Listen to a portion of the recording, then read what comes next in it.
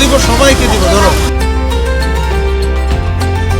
প্রধানমন্ত্রী তারেক রহমানের পক্ষ থেকে আমি আপনাদের কাছে ঈদ উপহার হিসেবে পৌঁছে দেওয়ার চেষ্টা করছি।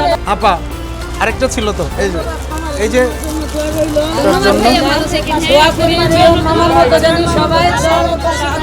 জি দোয়া করবেন আপনাদের।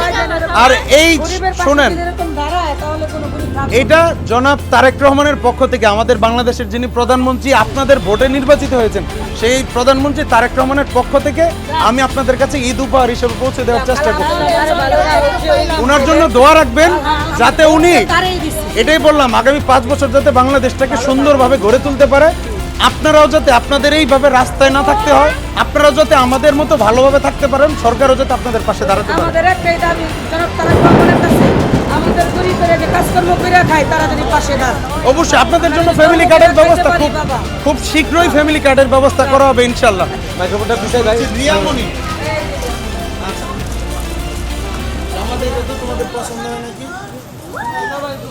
তারপর হচ্ছে জান্নাত, ওই যে জান্নাত। তারপর হচ্ছে খাদিজা 13 বছর। দেখো তোমাদের পছন্দ হয় ভাই হিসেবে আমি নিজেই নুরুন নবী, অত ছোট না, নুরুন নবী তো দুইটা। আচ্ছা নাও, তুমি ধরো 4 বছর। তারপর হচ্ছে আবু বকর 3 বছর। এই যে আবু বকর। তারপরে নূর 3 বছরের নূর। তারপর হচ্ছে ইলিয়াস। আচ্ছা ইলিয়াসের আপনি আপা পৌঁছায় দিলেন, আপনার কাছে দিলাম। এখানে হচ্ছে কি রিদওয়ান।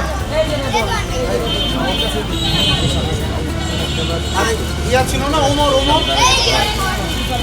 দেখো জামা পছন্দ হয়নি তোমাদের, ওমরের দিকে তাকাও। সালামে দিছে এবং বাজার দিছে, দিব তো মনে করেন আনন্দের বিষয়। এরকম গরিবের পাশে যদি জীবন মামার মতো দাঁড়ায় তাহলে গরিবেরা আনন্দের বিষয়ে সবাই আনন্দ করে ঈদ উপলক্ষে আনন্দ করতে পারবো।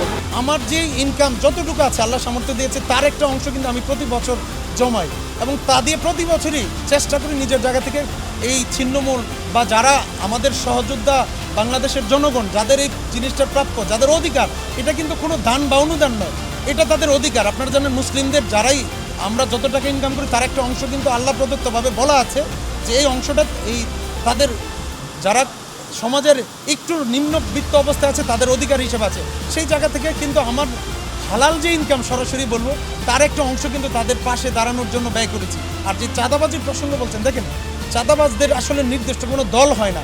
আপনি যদি দেখেন অনেক অসংখ্য নিউজ আছে জামাতে ইসলাম এবং এনসিপির যারা চাঁদাবাজি এবং বিভিন্ন অপকর্মের দায়ও বহিষ্কৃত হয়েছে, যাদেরকে অ্যারেস্ট করা হয়েছে। তার মানে কি ওই দলগুলো কি পুতপবিত্র? আমি বলবো না বিএনপিতে কেউ নাই, কিন্তু কথা হচ্ছে যারা আছে প্রতিটা দলে তারা মূলত হচ্ছে বিচ্ছিন্নতাবাদী। তারা আসলে দলীয় পরিচয়টা ব্যবহার করে তাদের অপকর্মকে ত্বরান্বিত করার জন্য। আমরা আপনাদের মাধ্যমে সারা দেশবাসী এবং বিভিন্ন রাজনৈতিক যারা সংগঠন আছে সবার কাছে একটাই আহ্বান থাকবে, যারা এই ধরনের অপকর্ম করে তারা যেই দলেরই হোক তাদেরকে আইডেন্টিফাই করে তাদেরকে রাষ্ট্রের হাতে তুলে দিন, তাদের বিরুদ্ধে আইনানুগ ব্যবস্থা নেওয়া হোক। এবং আমরা যদি প্রতিটা দল মত নির্বিশেষে আমরা সচেতন হই তাহলে কিন্তু যারাই অপকর্ম করছে তাদেরকে কিন্তু রাজপথে তথা রাজনৈতিক মতাদর্শে বা দলের পরিচয়ে কোনো অপকর্ম করার সুযোগ দেওয়া যাবে না, এবং তারা সেই সুযোগ পাবে না বলে বিশ্বাস করি। এই সরকার ক্ষমতা নেওয়ার পরে 2টা জায়গায় কিন্তু চাঁদাবাজির অভিযোগ এসেছে, তাদেরকে বহিষ্কার করার পরে তাদের বিরুদ্ধে দল কিন্তু বাদী হয়ে মামলা করেছে, এদের মধ্যে 2 জনকে আটক করা হয়েছে।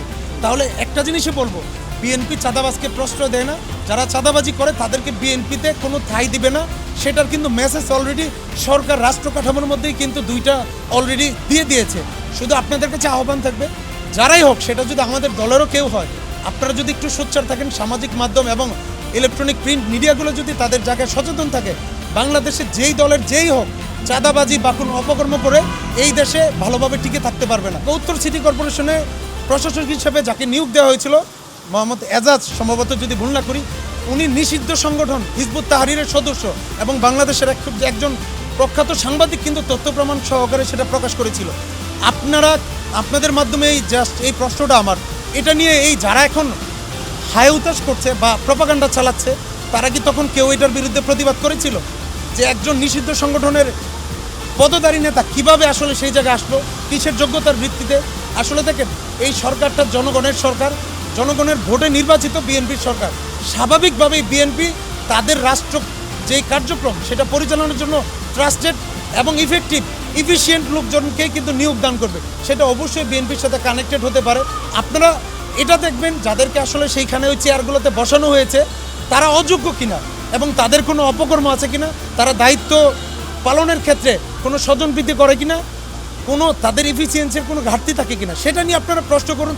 আমি বিশ্বাস করি, শুধু আমি না, আমি আশা করি আপনারাও বিশ্বাস করেন, তারেক রহমান যেই প্রক্রিয়াতে আগাচ্ছে, বিগত এই 1 মাসও হয় নাই এই সরকারের, এর মধ্যে যে কার্যক্রমগুলো উনি হাতে নিয়েছেন, এর মাধ্যমে বাংলাদেশের জনগণ আশান্বিত হচ্ছে যে না, বাংলাদেশে নতুনত্ব আসবে এবং বাংলাদেশের রাষ্ট্র কাঠামোতে এই সরকারটা জনগণের সরকার হিসেবে দাঁড়াবে তাদের পাশে।